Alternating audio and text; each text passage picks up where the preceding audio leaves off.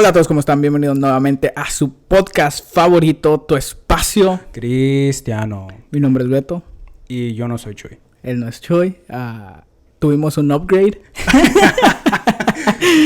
Ahora sí nos alcanzó el sueldo para pagarle a Roger. Pero sí, como lo prometido es deuda, Chuy no está en el episodio del día de hoy. Probablemente porque esté un poco ocupado con lo que se va a casar y que no sé qué. En 48 horas va a ser un hombre casado. Exacto. Chuy va a estar casado en 48 horas. Y este canal oficialmente se convertirá en un canal de casados.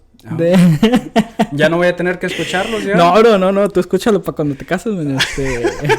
Puedes aprender mucho de nosotros. Sí. Pero el día de hoy está Roger aquí con nosotros. Nos está honrando con su presencia. Y de verdad yo disfruto mucho las pláticas con Roger porque yo sé que él jamás lo admitirá, pero es una persona que sí sabe mucho. Si le preguntaras a Roger de cualquier cosa de la Biblia o alrededor, o religiones, cosas así, te lo aseguro que no se va a quedar callado. Siempre va a tener una opinión al respecto. Y si no tengo respuesta, te puedo dar un resumen de todo lo que piensan todos los demás. Exacto. Prueba de eso es el episodio anterior con Roger, que hablamos del multiverso y de Spider-Man. Y el multiverso, y hablamos de todos los diferentes niveles de sí, multiverso. Nos impresionaste. A mí me impresionaste. ¿Viste la película? Sí. ¿Cómo la voy a perder, bro? ¿Qué pensaste, bro? Te tocó el corazón. Sí, valió la pena esperar. Exacto, man. Es algo que el Beto niño de 10 años, o sea, le agradeció mucho al MCU de que por fin sucedió. Que era algo que hace 2 años era imposible, de que cómo va a suceder eso y todo eso, pero gracias a Dios sucedió.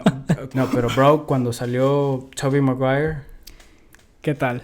Todo el cine empezó. Sí, man. Para mí fue una de las mejores memorias de mi vida. Pero, lamentablemente no estamos ¿Más aquí. que casarte? Pasemos al siguiente segmento. Pero sí, lamentablemente no estamos aquí para hablar de la película. Me parece que tienes un tema. Sí. Bueno, siempre estoy inmergido en diferentes temas. Entonces, los últimos meses he estado sumergido en el tema de lo que sería el diálogo ecuménico. Ok. ¿Nos podrías explicar a largos rasgos qué significa eso? Básicamente es diálogo entre diferentes grupos religiosos. Okay. Y en algunos círculos puede ser como una palabra sucia, el sentido que, pues estás en diálogo con los musulmanes o con los mormones. Yeah. Y entonces vas a tirar todos los distintivos cristianos y toda la sana doctrina la vas a tirar para doblegarte a ellos. Y no, eso no tiene que ser el punto. Pero más que nada es para que nos entendamos uno al otro. Y buscar qué tenemos en común. Uh-huh. Para que nos llevemos un poco mejor. Sí, y esto me imagino yo que es muy, muy útil porque como en lo personal, en mi caso, mi familia de mis tíos y mis primos somos como 3 religiones. O sea, nosotros somos cristianos. Tengo una tía y tíos que son mormones y mi abuela es católica. Entonces podemos poner todo este diálogo a práctica porque ahí es donde nos podemos... vamos a empezar por qué tenemos en común, en qué podemos estar de acuerdo y básicamente que no termine como en una pelea de que tu religión no es cierta y cosas así. Sí, yo diría también hay cupo para la polémica. Uh-huh. Pero también hay tiempos donde hay que simplemente entendernos uno al otro. Pero específicamente lo que he estado estudiando es el diálogo ecuménico entre la religión cristiana. Entonces se puede aplicar también dentro de una religión solamente. Entonces el diálogo ecuménico entre los cristianos sería las diferentes denominaciones y tradiciones cristianas uh-huh. tratando de entenderse uno al otro, hallar puntos en común y abrazarnos en la hermandad cristiana. no vamos a pretender que no hay diferencias, pero como que en cierta forma nos tenemos que dar cuenta que tenemos más en común uno con otro que tenemos con el mundo secular. Ya, y es más sencillo formar este tipo de relaciones dentro de tu propia religión que, por ejemplo, los ejemplos que estábamos dando sobre el mormonismo y los católicos, todos ellos, que ya de por sí, si somos cristianos, solamente pertenecemos a diferentes denominaciones, ya va a haber más cosas en las que estamos de acuerdo. Pero ¿cuál es esta es buena pregunta, creo yo. ¿Cuál crees tú que sería los criterios básicos para que una religión sea denominada como cristiana? En cierta forma dependes a quién le preguntas. Pero si me preguntas a mí y en cierta forma a la tradición, como se dice, de la iglesia de muchos siglos, hay como un acuerdo básicamente que tienes que hacer en tus doctrinas ortodoxo, en el sentido que pues obviamente creemos en Dios, creemos que en su Hijo Jesucristo y que Él nació de la Virgen María y murió por nosotros, por nuestros pecados, que resucitó al tercer día. La mayoría de nosotros, casi todos, vamos a creer en lo que es la Trinidad, vamos a creer en la segunda venida de Jesús. En sí tienes que afirmar todo lo que está en lo que se llama el credo de los apóstoles. Ok, sí. Que creo yo, si no mal recuerdo, la religión católica tiene un credo también un poco similar, que también dice todo eso de que creemos que Dios es Dios, que su Hijo Jesucristo también es Dios, de la Virgen María y todo eso, ¿no? Sí. Concebido de la Virgen María por el Espíritu Santo, de la misma substancia del Padre, luz de luz, lo sabes, ¿verdad? Dios verdadero de Dios verdadero. Claro que sí, Style, se me olvida con quién estoy hablando. Yo pensaba que es que de repente pienso que es Truman y sí. Pero es que tú también estás asistiendo a una iglesia que no es católica, ¿verdad? No es católica romana. He estado asistiendo a una iglesia episcopal, o también se le puede llamar anglicana, que sale de la reforma inglesa, que pasó hace como unos 500 años. Pero básicamente yo diría que es una iglesia litúrgica. Entonces va a tener ciertos puntos en común con la católica, pero no van a estar bajo la autoridad. Sí, recuerdo que Chuy y yo fuimos y te acompañamos uno de esos días y la verdad sí, hay muchas cosas que aprender de iglesias como estas que pueden ser aplicadas ya sea solamente al cristianismo o incluso al pentecostalismo. Pero sí es algo que de verdad abre tu percepción de lo que es una religión y de por qué se separan y cosas así, ¿no? Sí, exacto. Yo creo cuando visitas una iglesia cristiana que es diferente a la tradición tuya, aprendes unas cosas. Aprendes, pues entonces nos dividimos por esta razón. Pero también aprendes... Tenemos mucho más en común de lo que pensé. Y sí, sí. En las cosas esas como que lo que son las creencias fundamentales, básicamente compartimos todo eso sobre el Hijo de Dios, sobre Jesucristo, sobre la Biblia misma, la resurrección, todas esas cosas de que no debería de haber necesidad de por qué deberíamos de estar nosotros peleados con otra religión, si como tú estabas diciendo, o sea, tenemos mucho más en común que el mundo secular. Exacto. Regresamos después de unas fallas técnicas. Qué vergüenza. Lo vamos a culpar a Chuy. Sí, vamos a culpar a Chuy como siempre, pero al parecer uno de los micrófonos dejó de funcionar. No podía haber escogido peor momento, pero vamos a tratar de trabajar con lo que tenemos. Entonces, seguimos con el podcast. Pero... Y si no funciona, Chuy, te vamos a culpar a ti. Sí, de hecho. Pero sí, de lo que estábamos hablando, creo que tú me estabas comentando sobre una analogía que tenías muy interesante sobre la religión, que era como una casa. Sí, el gran escritor del siglo XX, C.S. Lewis, un autor cristiano muy popular, ese es uno de sus libros. Uno de sus muchos libros. Muchos libros. En uno de sus libros, Mero Cristianismo, él defendió lo que él llamaba mero cristianismo, que es esas doctrinas en las cuales cada tradición cristiana puede afirmar. Entonces él quería defender esas doctrinas y llamó el mero cristianismo como una casa. Es decir, ser cristiano es como estar en una casa. Y la casa tiene diversas recámaras, pero uno no se puede quedar nomás en el pasillo toda la vida. No te puedes quedar, no puedes entrar a la casa y no entrar a uno de los cuartos. Uh-huh. Porque si te entregas tu vida a Cristo, al tiempo vas a tener que decidir, pues, ¿qué pienso de este tema? ¿Qué pienso de lo otro? ¿Qué pienso de diversos conflictos morales? Uh-huh. Y ahí vas a tener que poner tu pie en una parte. Entonces, ¿en qué de las tradiciones cristianas o denominaciones vas a entrar? ¿En cuál de las recámaras te vas a ubicar?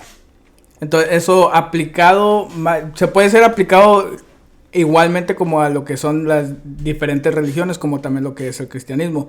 Entonces, ¿crees tú que es algo recomendado o saludable el explorar diferentes denominaciones cristianas? Yo creo que sí, especialmente si estás en un proceso de formación teológica como uh-huh. un cristiano. Tienes que preguntarte, pues, ¿qué pienso de este tema? ¿Qué pienso acerca de la naturaleza del bautismo? ¿Qué pienso acerca de la Cena del Señor?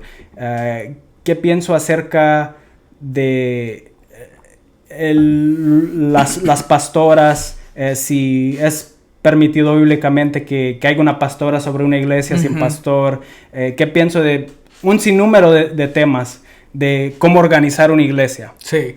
Y ahora, tampoco no es de que vayas a ir en un viaje de encontrarte a ti mismo y a ver qué religión cabe exactamente y precisamente a los que son tus creencias, porque a menos de que tú hagas tu propia religión, no vas a encontrar una que sea exactamente que esté de acuerdo con todo y cada una de las cositas que tú creas, sino que simplemente encuentres esa religión que por lo general que pueda llenar las casillas más posibles que tú tengas, y luego ya dependiendo de ello te pones a escoger qué tipo de denominación vas a asistir. Sí, y parte de esa exploración teológica como cristiano, en ver dónde hay las diferencias entre las denominaciones, te vas a dar cuenta que hay ciertos temas que importan más que otros. Uh-huh. No significa que nada en la doctrina es sin valor.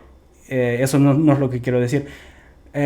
Pero por decir, pues, algo, ¿a quién le toca cocinar la cena después del servicio? Okay. No va a importar tanto de qué pensamos acerca de Dios, si tenemos una buena doctrina.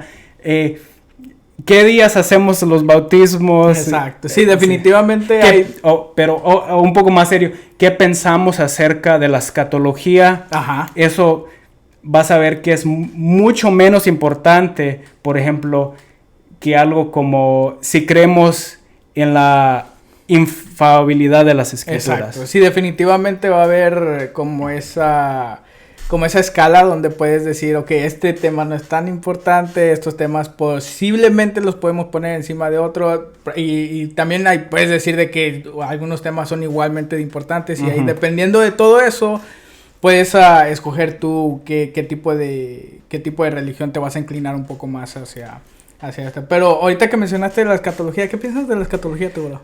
Oh, boy. No, este es un tema, tristemente te voy a tener que decepcionar. Este es un tema que yo he evitado desde el principio. Lo estudié un poco cuando tenía como 12 años, pero uh-huh. Porque pues en esa etapa de la vida te interesa mucho el fin del mundo. Sí, es interesante. Sí, pero yo creo de temprana edad, después de eso, en mi formación teológica, decidí que eso es un tema que no me voy a meter. Okay. Tengo pensamientos, pero no es algo que me gusta hablar porque, como te digo, es uno de esos temas que es de menos importancia que muchas otras doctrinas y también rápido divide a la gente. Pues déjate sorprendo que estoy de acuerdo contigo, bro.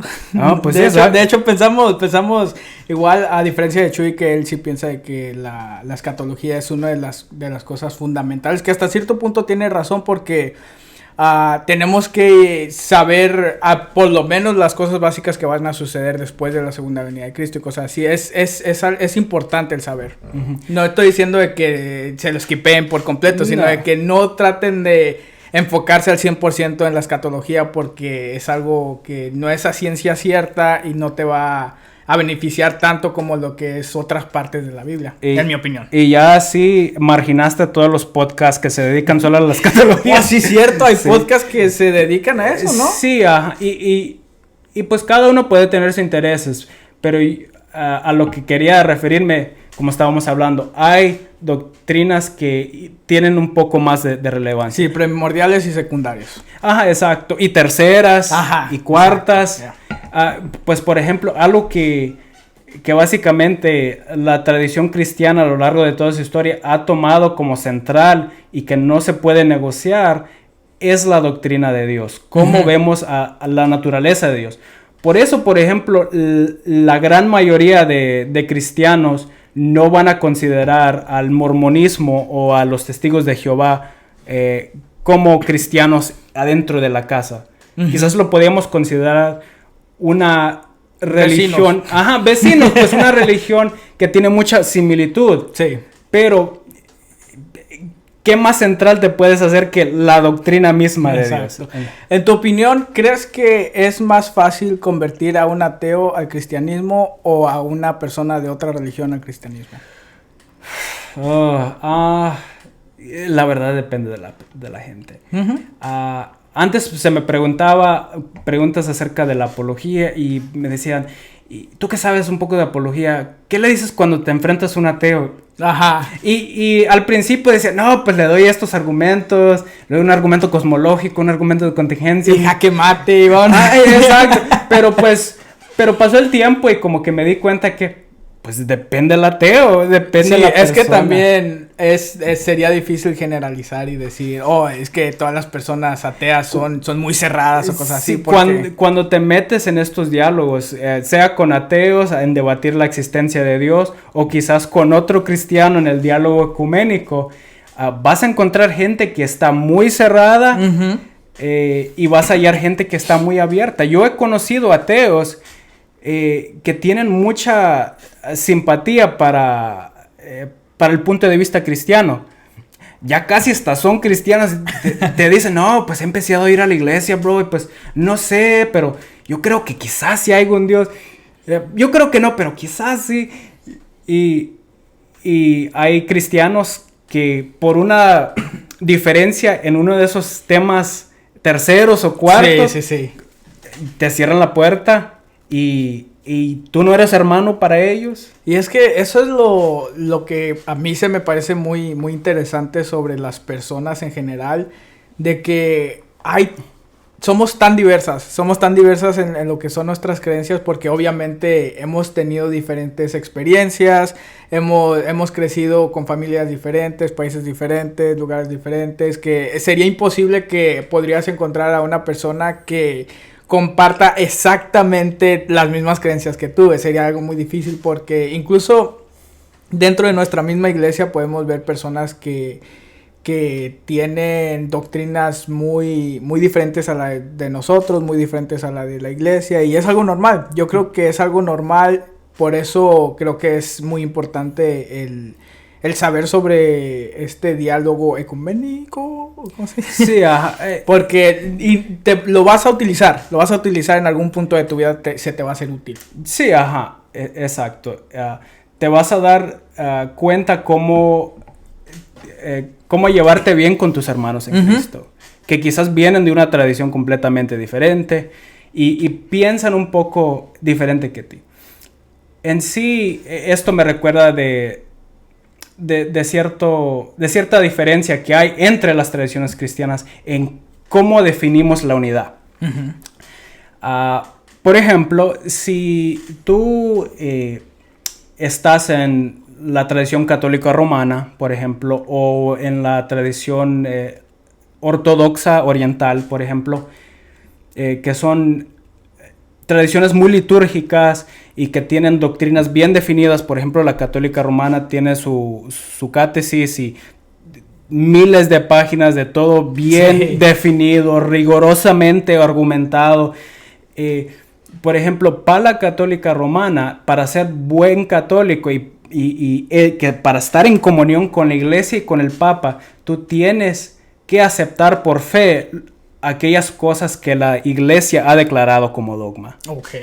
Sí, ajá. Y entonces para ellos, mucho católico te dice, oh, ustedes protestantes están bien divididos en todo y por todo, pero nosotros estamos unidos porque estamos bajo del Papa. Sí. Y todos reconocemos su autoridad, todos reconocemos la autoridad de las enseñanzas de la Iglesia. La Iglesia nos interpreta las Escrituras y por eso no estamos tan divididos. Uh-huh. Pero ¿a qué resulta eso? Si alguien está de desacuerdo en esto y el otro, no sé exacto esa dogma de la the Immaculate Conception, de la concepción inmaculada de María.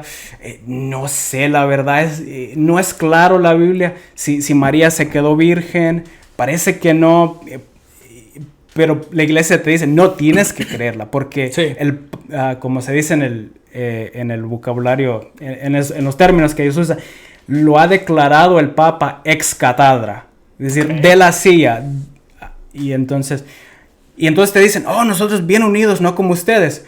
Uh-huh. Pero la unidad se mide en que todas las cajas las tengas, you've got all your check marks. Sí.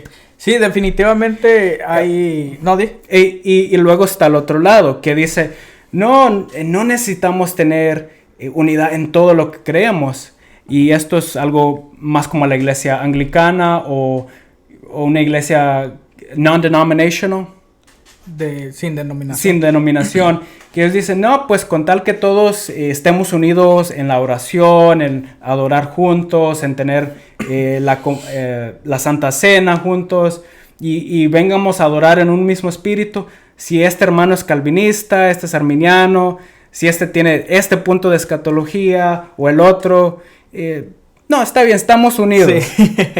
y depende a quién le preguntes, porque alguna gente dice, no, la unidad tiene que ser en cada tilde, en cada letra. Y otros te dicen, no, pues es campo libre. Sí, sí, hay ventajas y desventajas de ambos lados de la moneda, pero creo yo que los cristianos tenemos esa ventaja de que nosotros podemos interpretar la palabra de Dios conforme el Espíritu Santo nos dicte. Porque como estabas diciendo tú, como por ejemplo en la católica, de que lo que dice el Papa es ley y tienes que seguir lo que él dice, pues recordemos de que el Papa es una persona también común y corriente, o sea, no... Estas personas también se pueden equivocar. Muchos papas pueden retractarse de lo que han dicho y cosas así, y es algo de que nosotros como cristianos no tenemos que estar preocupándonos. Definitivamente resuelve muchos argumentos entre los católicos y cosas. No, es que el papa dijo, pues ok, no podemos, ya no le podemos mover.